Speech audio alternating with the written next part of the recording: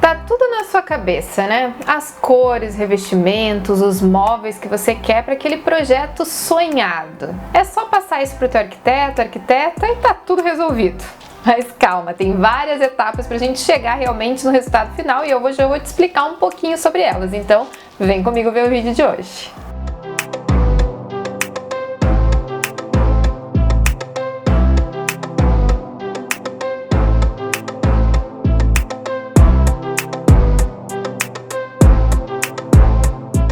Ao contratar um projeto de arquitetura, seja ele arquitetônico mesmo, de interiores, você tem que ter em mente de que esse projeto vai ter várias etapas e que muitas delas precisa ter ali junto com o cliente e o profissional para que realmente saia ali um resultado satisfatório no final.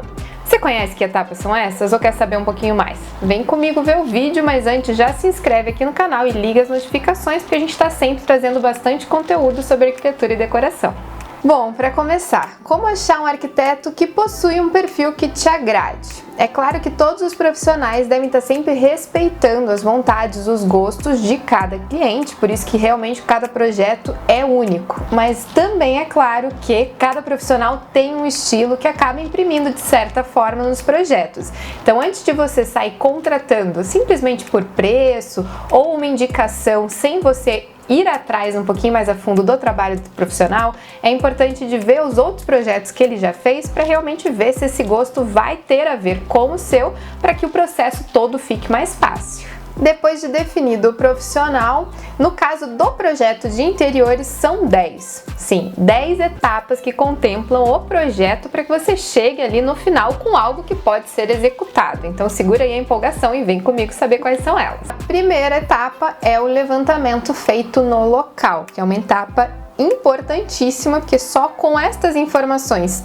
feitas realmente ali no local que você consegue ter um projeto correto. Isso porque não adianta você achar que você tem ali a planta da construtora, no caso de um empreendimento mais novo, e com isso você vai ter todas as informações que você precisa. Primeiro que nunca fica exatamente igual ao que estava no papel. Isso é algo bem importante de vocês saberem. Toda vez que você vai construir algo, por mais que você tenha um projeto base, as medidas saem um pouquinho diferente. Isso é bem normal. E além disso, essas plantas mais básicas que a construtora acaba entregando quando vende ali um empreendimento novo e tudo mais, nem sempre conta com pilares, dutos que passam ali água, entre outras coisas. Então é bem comum de você chegar no local e o teu ambiente tá um pouquinho menor, tem um pilar ali que atrapalha um pouco. E além disso, a gente precisa de outras informações para conseguir fazer o projeto da melhor forma possível. Então entender onde estão todos os pontos elétricos, hidráulicos, qual é o pé direito. Todas essas informações são bem importantes. A posição da janela, qual é a altura dela, a que altura ela está do chão, é uma janela que tem persiana integrada, não tem. Então quando a gente faz o levantamento, não só a gente está pegando ali quais são as dimensões do local, mas também todas essas informações construtivas que a gente precisa para saber se o que a gente está propondo vai precisar ter alguma alteração estrutural depois, se a gente vai precisar fazer um ponto novo ou não, se a altura do teto ali vai funcionar para colocar um gesso, se já existe gesso ou não, os pontos elétricos, os pontos de iluminação. Então é realmente feito de uma forma bem completa para que a gente não tenha nenhuma surpresa depois no meio do caminho. Nessa etapa também, para quem está fazendo reforma, a gente pode tirar ali as medidas dos móveis que vão querer ser reaproveitados, entre outras informações que podem estar ali no local já disponíveis para que a gente tenha. Quanto mais informação a gente já tiver de início, melhor e mais assertivo vai ficar o projeto depois. Junto com a etapa do levantamento, a gente tem a etapa de briefing, que é aquele momento de entender quais são as ideias, as vontades, as necessidades para cada um dos ambientes que está sendo projetado. Nessa etapa, eu trabalho com duas formas em conjunto para conseguir ter o maior número de informações possíveis, porque também é bem importante para a gente fazer um projeto mais assertivo. A gente faz um questionário que é enviado para que os clientes possam com calma responder todas as informações ali sobre o projeto e também uma conversa, normalmente no local, junto com o levantamento, que às vezes nessa conversa a gente consegue ainda incluir algumas informações a mais que os clientes vão passando ali.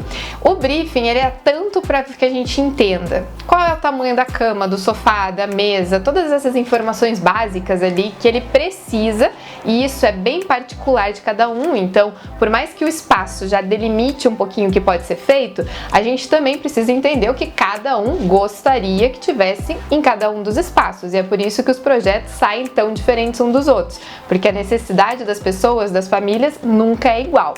E daí, além disso, a gente também quer entender nesse primeiro momento quais são os gostos.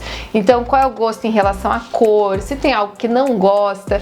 É um questionário bem completo para realmente conseguir ir entendendo um pouquinho o gosto de cada um, para também a gente conseguir trazer isso para dentro do projeto.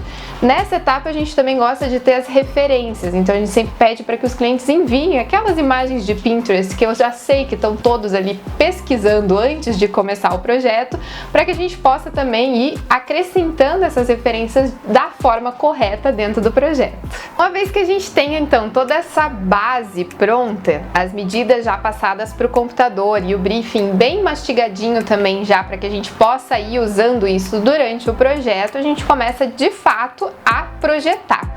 O projeto a gente sempre vai começar com o estudo de layout, isso é, o estudo na planta.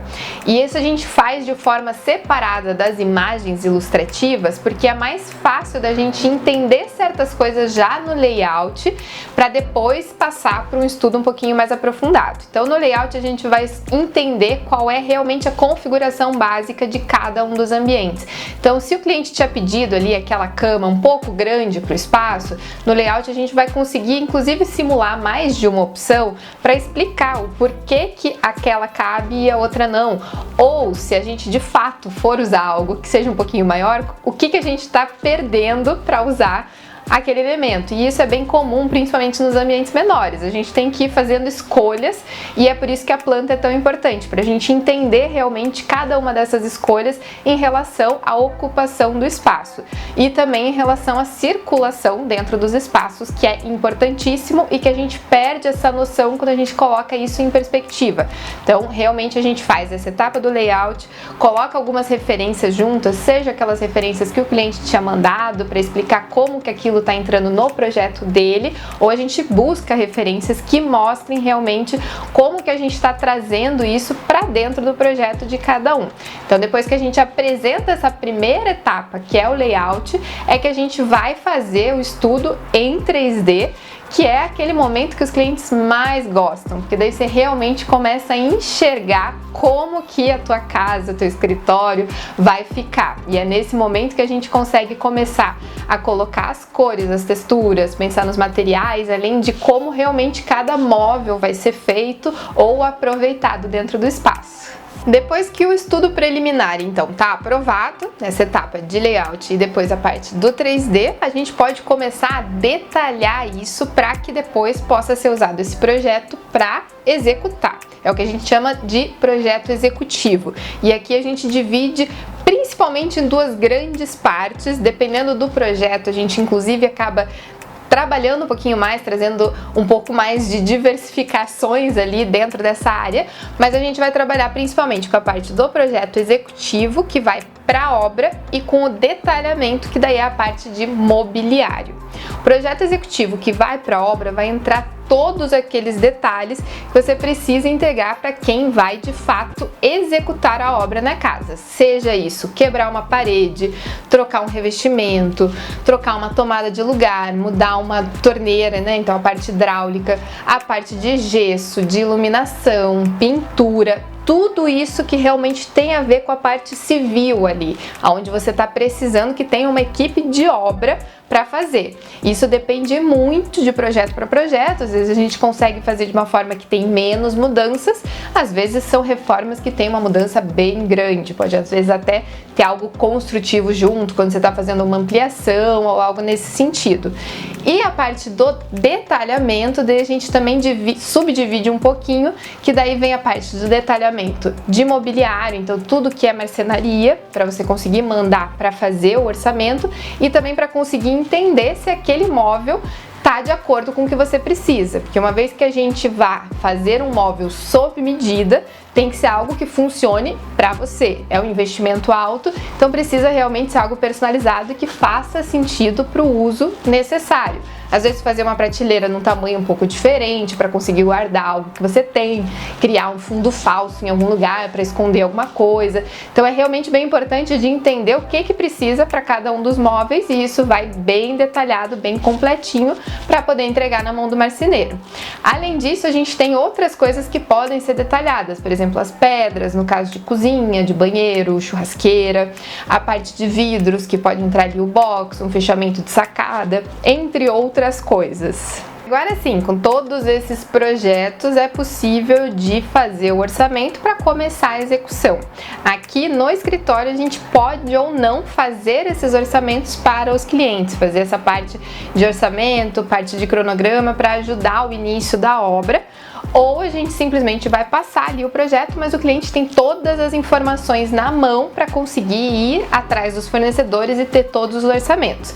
A dica aqui é: orce tudo antes de começar, sempre que possível. Às vezes as pessoas estão na correria e vão fazendo à medida que o projeto vai ficando pronto.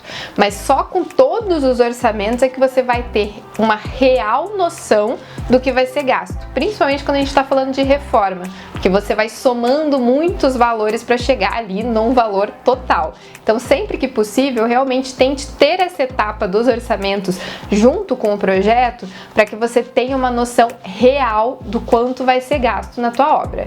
E depois de tudo bem detalhado e orçado, a gente pode começar a falar realmente de execução. Aqui no escritório também é um serviço contratado à parte, o acompanhamento dessa execução, tanto que tem vários vídeos aqui no canal mostrando o diário de obras que são acompanhadas aqui pelo escritório, mas, de novo, com todas essas informações, o cliente consegue estar contratando um outro responsável técnico ou, dependendo do tamanho da obra, está fazendo por conta sem nenhum problema, porque a intenção do projeto é justamente deixar as informações necessárias para que aquilo saia do papel. Essa é sempre a forma que a gente está tentando entregar os projetos e também sempre estamos à disposição para tirar qualquer dúvida que possa ir surgindo, o que não é incomum também, né? A gente sabe que a execução sempre é algo um pouquinho complicado, principalmente quando a gente fala de reforma, então o autor do projeto está próximo, ou pelo menos podendo estar ali para tirar uma dúvida ou outra, é bem importante nesse sentido.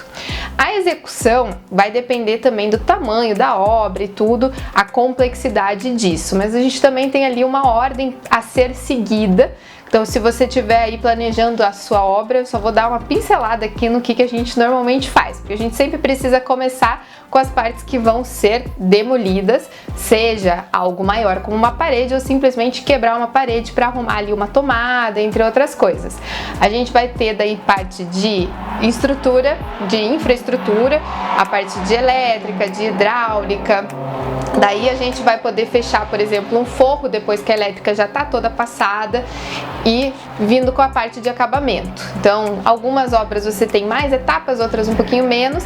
A parte da marcenaria vai entrar mais para o final, mas sempre leva muito tempo para ser produzido na marcenaria. Então, você tem que contar com esse prazo já do início, assim que for possível, deixar irem medir realmente no local, para que isso depois não acabe te atrapalhando no final da obra, que você vai ficar esperando ali 45, 60 dias, dependendo da marcenaria, para te entregarem realmente essa parte do mobiliário.